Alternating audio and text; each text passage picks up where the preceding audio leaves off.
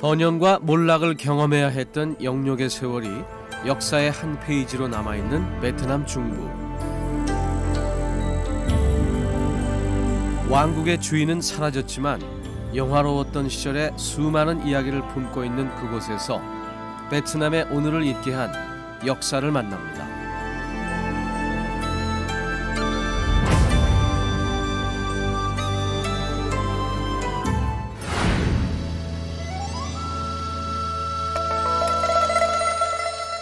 투본강을 끼고 자리 잡은 도시 호이안은 중국과 인도를 잇는 해양 실크로드의 거점 도시로 번창했습니다.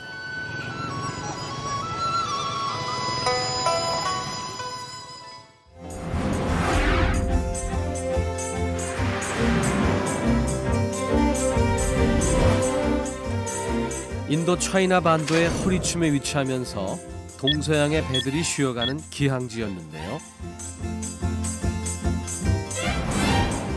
그러나 오늘의 호이안은 고풍스러운 도시의 정취로 더 유명합니다. 현재는 200여 년 전 형성된 옛 거리만이 남아 과거 무역 도시로 누렸던 영화를 가늠케 하고 있습니다.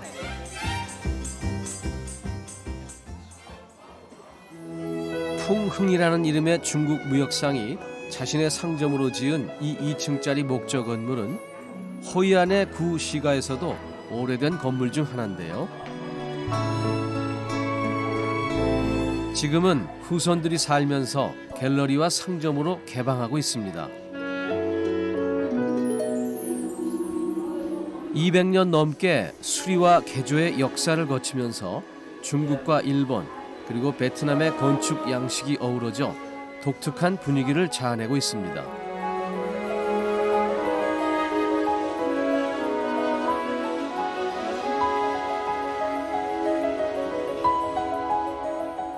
실내를 채우고 있는 진귀한 골동품들을 통해 당시의 풍요로운 생활상을 엿볼 수 있는데요.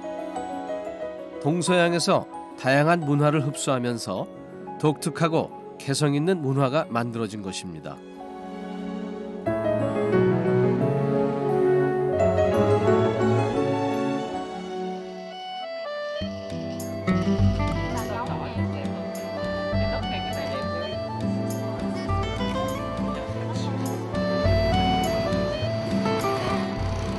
아시아의 전통적인 해상 무역 도시로 다양한 문화들이 혼재되어 있는 호이안의 옛 도시는 1999년 유네스코 세계문화유산으로 지정됩니다. 15세기에서 19세기는 국제무역항으로 거듭난 호이안의 전성기였습니다. 당시 거래됐던 주요 물품은 비단과 향료, 그리고 도자기였죠. 특히 일본과의 도자기 거래가 활발해서 일본인 마을이 형성됐습니다.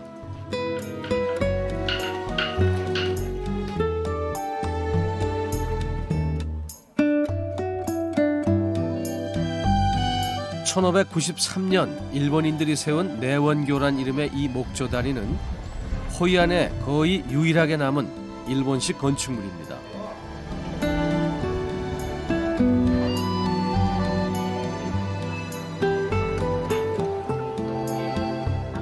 당시 중국인 거주지와 일본인 거주지를 연결했다는 이 다리 위에는 특이하게도 작은 사원이 있습니다. 자, 이건 내원교 다리입니다. 내원교 다리는요, 이렇게 지붕이 있습니다. 중국인 거리와 일본 거리를 잇는 그러한 다리인데요. 자, 여기는요, 절이 있습니다. 안전한 항해를 위해서 이렇게 절을 만들어 놓았습니다.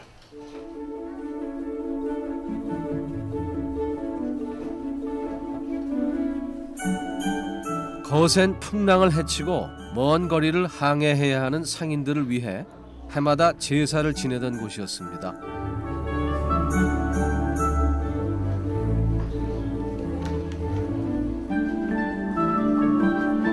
호이안을 드나들던 그 많던 배들은 사라졌지만 이젠 여행객들이 즐겨 찾는 코스가 됐네요.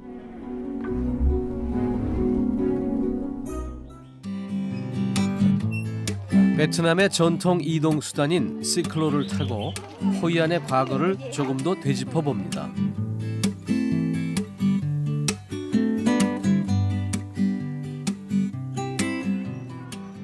17세기 이후 일본 에도 막부의 쇄국 정치로 일본인 마을이 쇠락하자 호이안을 장악한 건 중국 화교들이었습니다. 광조회관은 중국 광둥성 출신의 상인들이 건립한 향후 회관인데요. 상인들의 친목을 도모하고 해상 무역의 안전을 기원했다는 이런 화교회관이 호이안에만 5곳이나 남아 있습니다. 붉은색의 원추형 모양의 향 안쪽으로 마련되어 있는 건 신을 모시는 제단인데요.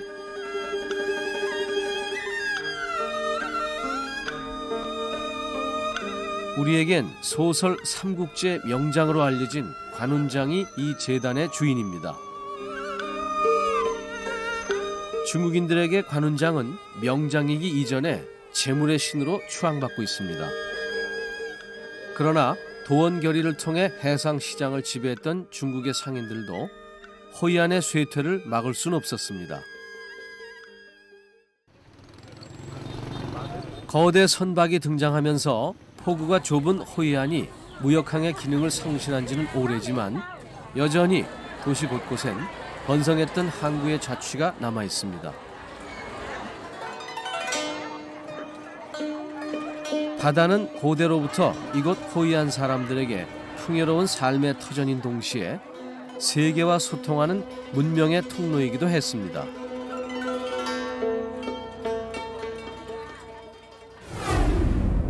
(15세기까지) 호이안을 포함한 베트남 중남부 땅을 지배했던 참파 왕국은 인도 문명의 영향을 받아 힌두 문화를 꽃피웠습니다. 한때 앙코르 왕국을 점령할 만큼 막강한 힘을 자랑했습니다. 베트남 땅에 찬란한 자취를 남기고 사라진 참파 왕국을 찾아 호이안에서 내륙으로 30km 정도 떨어진 정글 깊숙한 곳까지 찾아 들어갑니다.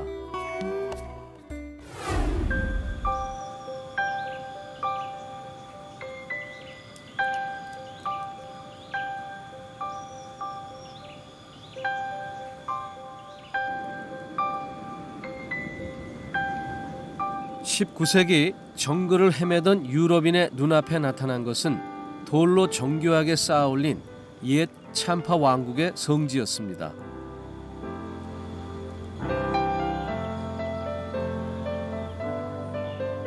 여의도 면적의 4분의 1 정도의 크기인 이 유적은 4세기부터 13세기까지 무려 900여 년에 걸쳐 형성됐습니다.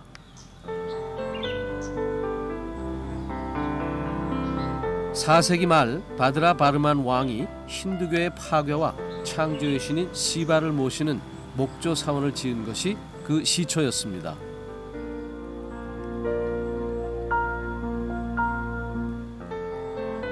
현재의 유적은 화재로 파괴된 사원을 벽돌로 재건축한 것으로 8세기에서 13세기 말에 걸쳐 완성된 것입니다. 참파 왕국은 베트남의 토착 문화에 힌두 문화를 흡수해서 그들만의 독자적인 문화를 만듭니다. 참파 왕국은요 4세기에 인도로부터 힌두교를 받아들입니다. 이 힌두 사원은요 앙코르와트보다는 그 규모가 아주 작지만은 독특한 건축 양식이 있습니다. 그들은요 붉은 벽돌을 아주 촘촘하게 쌓은 후에 다음에 벽돌을 파서 이렇게 조각을 해놓았습니다. 이러한 건축 양식은 동남아 어느 나라에도 없는 그런 독특한 건축 양식입니다. 참파 왕국 사람들은 벽돌을 쌓아 건물을 올린 뒤 그 위에 독특한 장식 문양을 새겨 넣었습니다. 어떤 접착제도 사용하지 않고 오로지 돌의 모양과 중량만을 이용한 이 건축 방식은 지금도 수수께끼로 남아 있습니다. 동남아시아의 대표적인 힌두 유적인 앙코르와트의 초기 유적도 이와 유사한 방식으로 건축됐는데요. 비록 규모는 작지만 그 가치를 비교할 수 없는 참파 유적은 작은 앙코르와트라고도 불립니다. 그러나 500여 년 만에 세상에 나온 참파 유적은 프랑스 식민 시대와 베트남 전쟁을 거쳐 더욱더 참혹하게 파괴됐습니다. 발견 당시 70개 동이었지만 지금은 20여 개 동만이 남아 있습니다.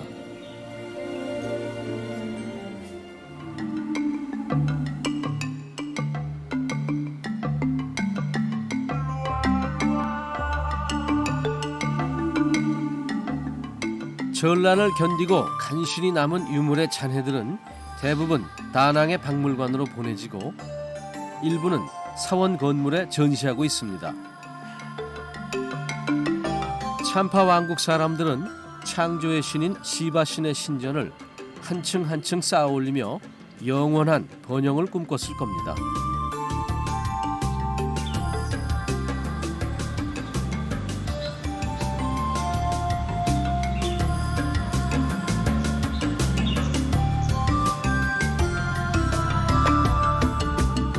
비록 왕국은 사라졌지만 오랜 세월 모진 풍파를 견디며 살아남은 섬세한 유물들은 고도로 발전했던 문명의 존재를 증언하며 영원한 생명력을 가진 채 생생히 살아 있습니다.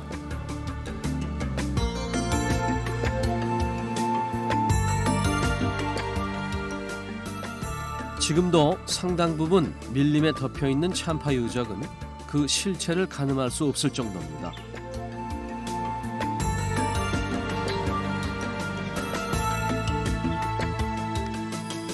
(1999년) 유네스코 세계문화유산에 등재된 이후 지금까지도 복원 작업이 계속되고 있습니다. 1000년 넘게 영화를 누렸던 참파 왕국은 북부 베트남의 남진 정책으로 남쪽으로 쫓겨났고 그 후손들은 소수 민족이 되어 뿔뿔이 흩어졌습니다. 현재 13만 명 정도의 참종만이 생존한다고 전해집니다.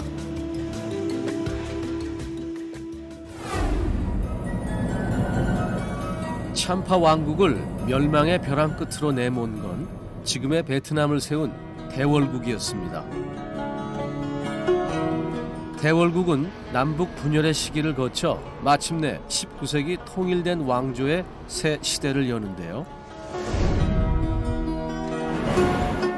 새 시대의 번영과 몰락의 운명을 함께했던 베트남의 중부 도시 후에로 향합니다.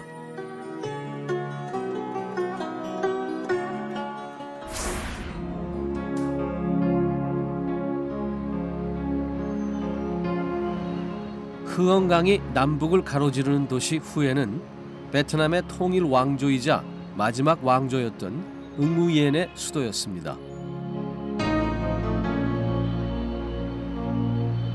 당시 중국의 조공국이었던 응우옌 왕조는 1802년 새 시대를 열며 중국 못지않게 화려한 황궁을 지어 그 위용을 과시하고자 했습니다. 후에의 황궁은 우리나라의 경복궁과 비슷한 규모지만 중국 자금성의 구조를 본떠 건축됐습니다.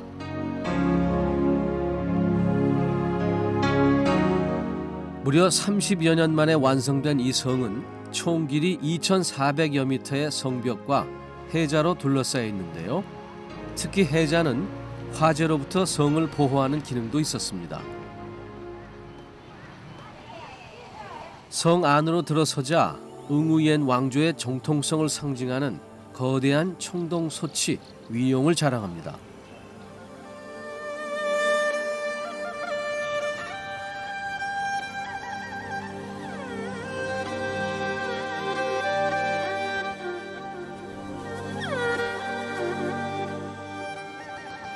황궁의 정문인 오문을 지나면 붉은색 단층 건물인 태화전이 나타나는데요.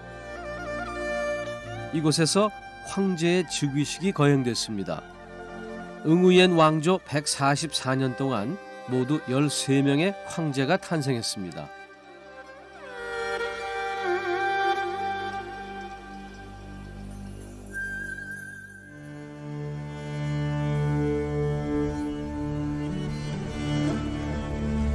폐화전이 위험을 갖추고 있다면 후원에선 아늑한 분위기가 느껴집니다.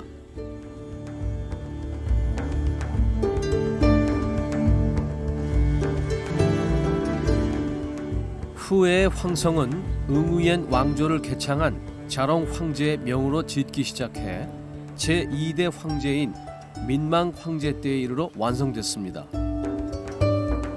중국 청나라의 자금성과 서양의 바로크 건축 양식, 그리고 베트남의 건물 장식 기법이 어우러진 응우옌 왕조 시대의 대표적인 건축물로 손꼽힙니다. 중국 자금성과 건물 배치나 그 명칭은 유사했지만 후에의 지리적 여건과 응우옌 황족의 취향에 맞춰 많은 부분이 변형됐습니다. 대외적으로는 중국의 속국이었지만 대내적으로는 스스로 황제국으로 칭하며 자주성을 확립하려고 했던 응우옌 왕조의 의지가 표현된 건축물이었습니다.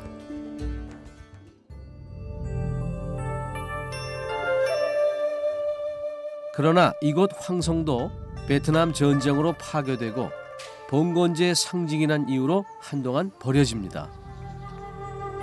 그러던 것이 그 가치를 인정받아 1990년 국보로 지정되고 1993년부터는 황성을 비롯한 후해의 황실 유적 전체가 유네스코 세계문화유산으로 보호받게 됩니다. 이 화려한 문을 지나면 본격적인 왕궁이 펼쳐져야 하지만 대부분 불타거나 폭격에 무너졌습니다.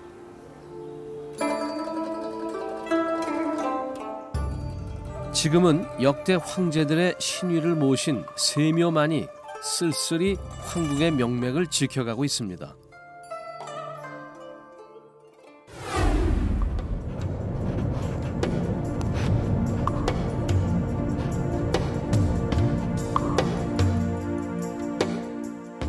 응우옌 왕조의 황제들은 황궁을 능가하는 화려한 무덤을 지어 자신의 권력을 과시했습니다. 현재 7기만이 남아있는 후해의 황릉은 황제의 권력과 재위 기간에 따라 그 규모가 달랐습니다.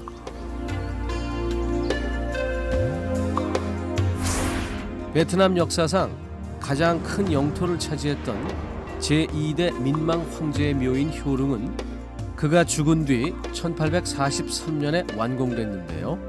입구인 대흥문으로부터 700m에 달하는 중심 축상에 40개의 부석 건물이 있는 웅장한 규모였습니다.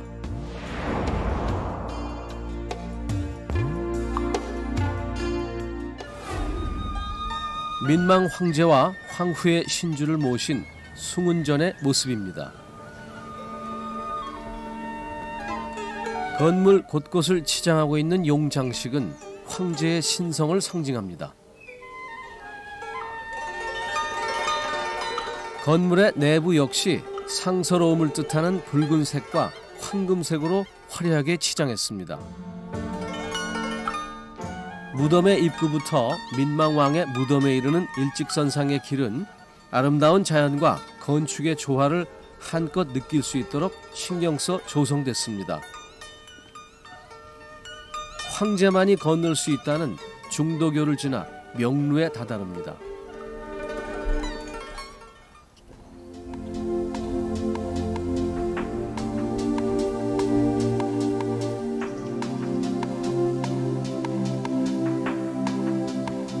명루에서 내려다 보이는 이곳이 바로 민망 황릉입니다.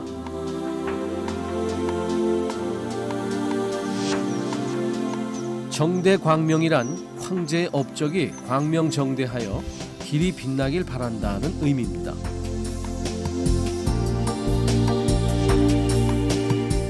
민망 황제는 영토 확장뿐 아니라 중앙 집권 체제를 강화하고 신문물을 받아들이며 왕조의 전성기를 이끌었습니다.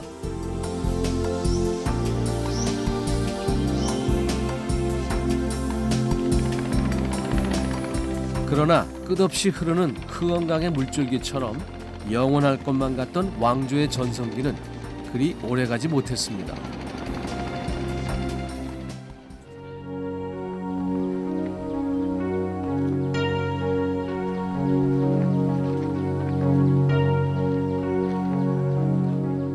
제4대 황제였던 뜨득 황제가 100여 명의 후궁들과 함께 논이뤘다는 정자가 그림처럼 떠 있습니다.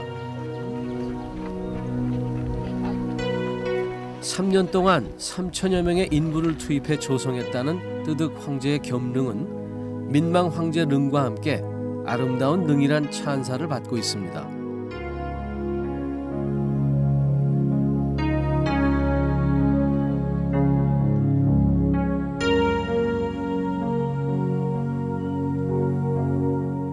황제는 생전에 자신의 무덤자리를 별궁처럼 드나들었습니다.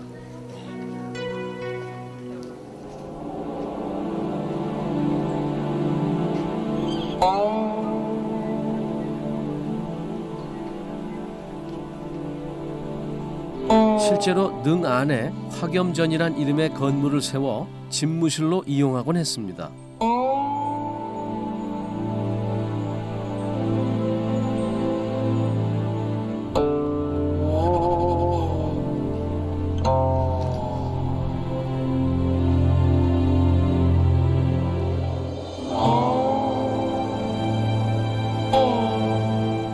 뜨득 황제는 가장 오랜 기간 황제의 자리에 있으면서 역사서를 편찬하는 등 학술적 업적을 남겼지만 프랑스의 침략을 제대로 막지 못해 나라가 식민화되는 비운을 맞습니다.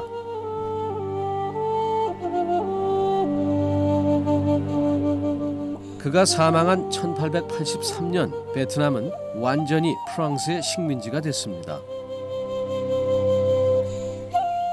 그 후 웅우옌 왕조는 뜨득 황제를 끝으로 63년 동안 이름뿐인 왕위를 지켜갔고 황제를 잃은 후에는 황도로서 누렸던 한 세기 반이란 짧은 역사의 막을 내렸습니다.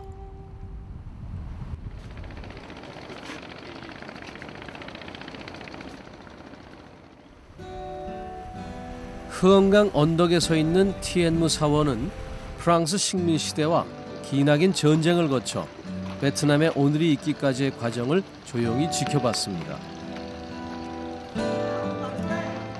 사원 입구에 있는 높이 21m의 팔각형 7층 석탑인 복연탑은 1844년 띠에우찌 황제의 명으로 건축됐는데요. 각 층마다 불상이 안치되어 있는 이 탑은 인간의 모습을 한 현생의 부처에게 바쳐진 것이라고 합니다.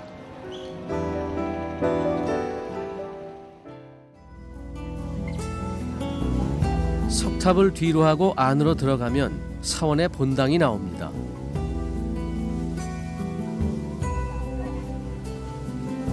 티엔무 사원은 1963년 틱광득 스님 사건으로 유명해졌는데요.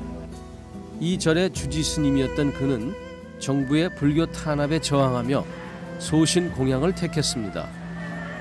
이후 사원은 틱광득 스님의 죽음을 기리기 위해 많은 순례자들이 찾고 있습니다.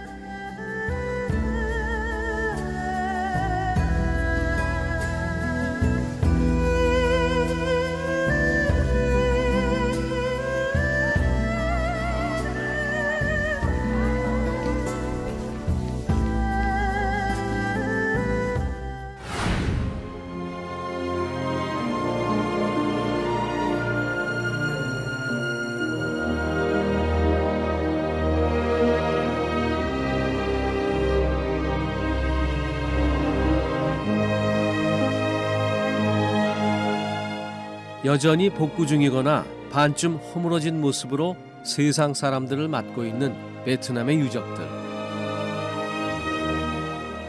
세월과 영욕의 역사를 가감없이 보여주는 이 현장은 역사가 주는 생생한 교훈으로 그 가치가 새롭게 조명되고 있습니다.